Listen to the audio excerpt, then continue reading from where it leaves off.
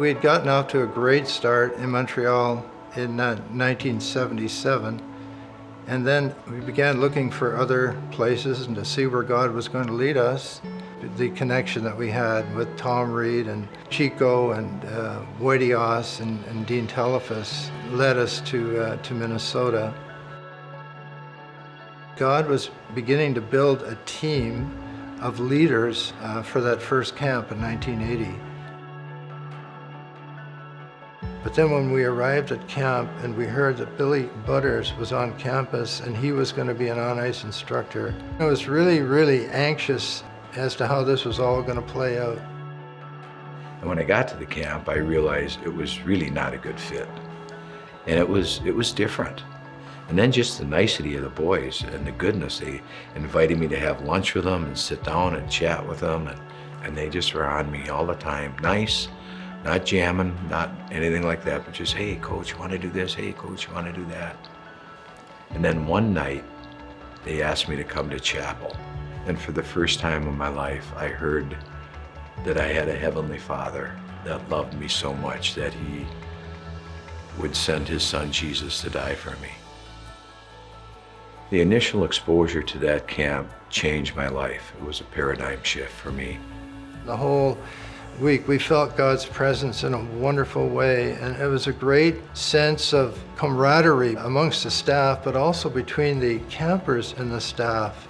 That's why that first camp was so important to me, not as a mature Christian, but someone who could just see that people who live a mature Christian life, they get it. They have a fulfilling life and fun to be around. And so it was just a wonderful experience that first week of camp. Miracles were happening, and young people were coming to know Jesus, and it was a really neat week. That first camp was a springboard for me and for our camps in Minnesota to continue on.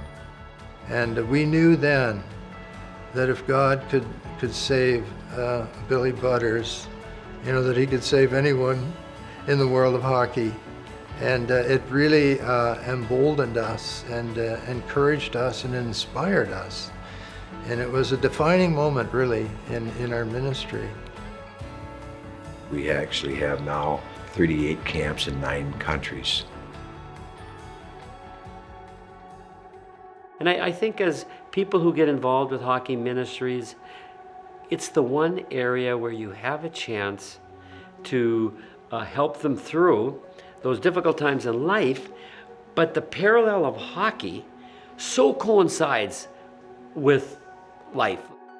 It sounds kind of naive, but I really didn't think of the hockey world as being part of the Christian world. I kind of had them separated in my mind. And so to come somewhere where they were integrated and integrated so strongly, it was a really cool experience. I would say Hockey Ministries International has really shaped the way I view my faith, and I'm an athlete. I can still love Jesus, and that's perfectly and totally fine. It's not just the hockey instruction that's really good. It's those relationships that you form here. And above all, your relationship with Jesus, it expands so rapidly here. Every year when I would come to camp, I'd leave feeling so refreshed and so rooted and so grounded. And I had so many people around me who went through just exactly what I did.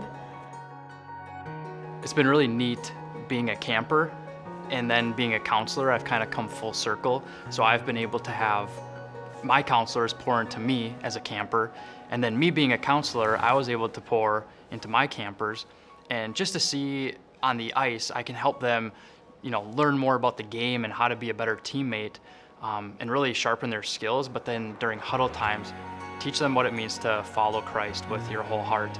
And I've had people pour that into me, and then me being able to pass that along. I just think that's so special about coming full circle with Hockey Ministries. I can just continue to give back what was given to me. I had a couple of my campers accept Jesus for the first time. I have yet to see something that I have cherished so much. To be able to facilitate that and to be the one that they come up to and be like, Lizzie, I did it, I accepted Jesus, thank you so much. And to just be the one that gets to help them do that for the first time, unreal.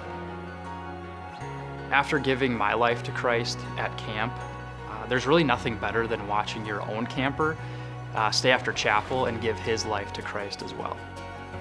This last year at camp, I invited Jesus into my life.